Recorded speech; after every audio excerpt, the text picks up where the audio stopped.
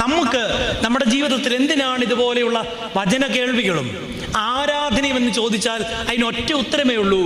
ഉത്തരം ഇതാണ്: നമ്മളെ തന്നെ ഒന്ന് നോക്കി ജീവിതത്തെ ഒന്ന് പുനഃക്രമീകരിക്കാനാ. ഇല്ലെങ്കിൽ എത്രയോ വട്ടം കേട്ടതാ ഇതൊക്കെ.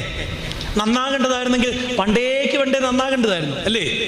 പക്ഷെ എന്തേ നമുക്ക് മാറ്റങ്ങളുണ്ടായില്ല? കേട്ടിട്ട് പോയി.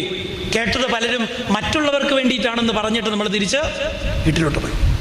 അവിടെ ഓർക്കണം, നമ്മളായിരിക്കുന്ന ഇടങ്ങളെ ശുഭകരമാക്കേണ്ടതിന് നമുക്കൊരു തിരുത്ത് ആവശ്യമാണ്. എന്താണ് സ്വർഗരാജ്യം? സ്വർഗരാജ്യം എന്താണെന്ന് നമുക്ക് പിടുത്തം കിട്ടാത്ത എന്തോന്ന്, നമ്മൾ ജീവിക്കുന്ന ഈ കാലത്ത് നമ്മളായിരിക്കുന്ന ഇടങ്ങളിൽ ഒരു സ്വസ്ഥത ഇന്നില്ല. സത്യമായ കാര്യമാണ്. സഭയിലുണ്ടോ?